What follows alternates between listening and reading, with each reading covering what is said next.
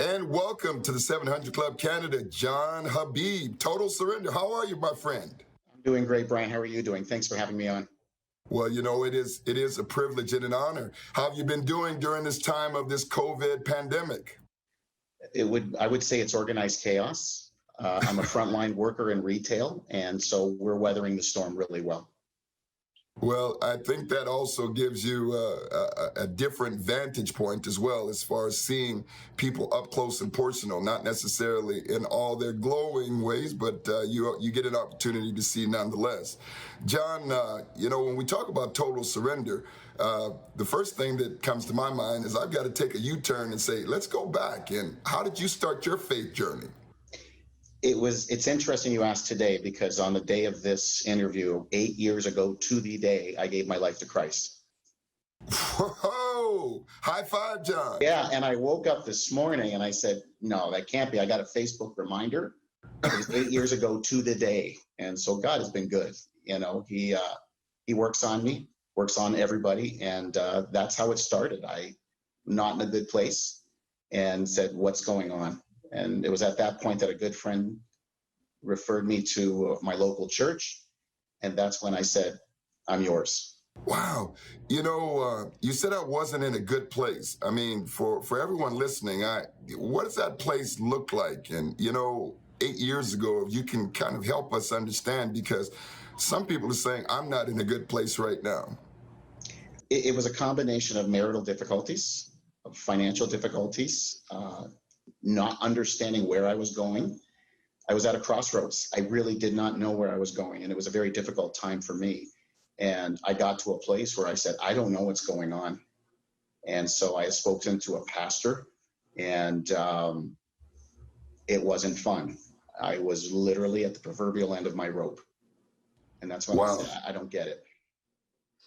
So many times we say, I never thought that I would be here. And Habib, that's an interesting name. Is there a story behind that? Well, the meaning of the word is lover. Ooh, lover. My goodness. Well, we'll make this a little bit more than G-rated then. Tell us. Yeah, so the meaning of the word means lover. And, that's God's perfect love that is shining through me right now. My parents raised 14 children. And had nothing starting out in Canada. And so that's the essence of the name. That's what it stands for. From Lebanese background and lover. Yeah. Well, you know what? That is fantastic, because Yohanan, the disciple that Jesus loved. John, when you look at total surrender, as a layperson with really no spiritual foundation, why does total surrender really strike a chord in you, and what drove you to really bring this to life? It started for me at a place where, in the same week that I went through a divorce, I also had lost my job due to restructuring. I remember sitting with a friend and saying, with everything that I'm going through, estranged from my son, I said, I might as well write a book. And I said it off the cuff. I literally said it off the cuff. And I was being hit with everything. And it's some things that nobody is foreign to. And I started to continue with my faith journey. And the more I did, the more I said, okay, God, I'm going to let some things go. And I had to surrender. It's much like the athlete, your background as an athlete. When you trained, you surrendered your free time to train, to condition your body to play the sport. And it's no different than the athlete. It's no different than the alcoholic that has to surrender the alcohol to get clean. I surrendered my way of thinking. I surrendered my mindset. I surrendered my willingness to do my own thing and control my own destiny. And I said, God, take it all. Take everything and show me what you're showing me. Wow. For the person listening right now in the middle of this COVID pandemic, with all the winds that are blowing, why is that important right now as well, for what we're hearing and the time we're living in? Right now, multi-billion-dollar corporations, because of this virus, are at a standstill. And I am a frontline worker. I work the front lines in retail, and what I witnessed was 3-year-old children wearing masks. I witnessed fear. I witnessed the self-centered nature of man. I've seen people fighting over the last package of toilet paper.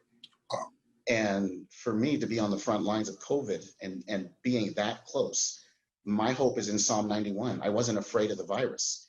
Everything I learned in my Christian journey, I used on the front lines. Composure, grace, patience. Corporations are at a standstill.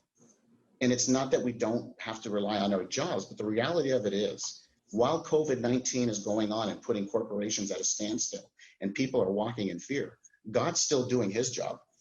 Lives are being born. The water is blue again. The trees are green again. His word says, I'll take what was meant for your harm, I'll use it for good. God's still doing the job 24/7.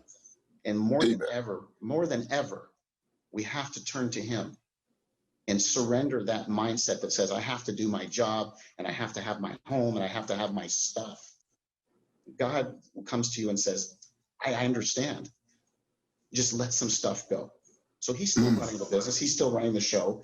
He's not concerned about COVID-19. He certainly didn't create it. And he does what he does best. What are some of the takeaways that you hope people would get out of this, John? I would love for people to know through his message, which is his story, his book, that if you can just look at the mirror and really, really, really have a reality check. My hope and my prayer is that people will read this book and recognize all the amazing things that God is doing. The book has genuine interviews from everyday people that were facing addictions, alcoholism, relationship problems, abuse. They had a pivotal moment of surrender with God, and he did a complete transformation of them. Everyday, ordinary people. And the takeaway I would suggest to all the readers is turn to him, make him the center of your life, and everything else he will take care of over time. Nothing is permanent. Nothing is permanent. The economy is in a tailspin. God is permanent. He is forever. Amen. John, where can we get a hold of this this beautiful book that you've poured yourself into? You can get it on indigo.ca. You can get it at local bookstores. Go to your local bookstores, your local Indigos in every city. Tell them you'd like them to bring it in. I know the financial burden on some of these stores. The book is completely returnable to the retailers. Amazon now has it. Amazon.com and Barnes & Noble, to our friends in the United States, carry it.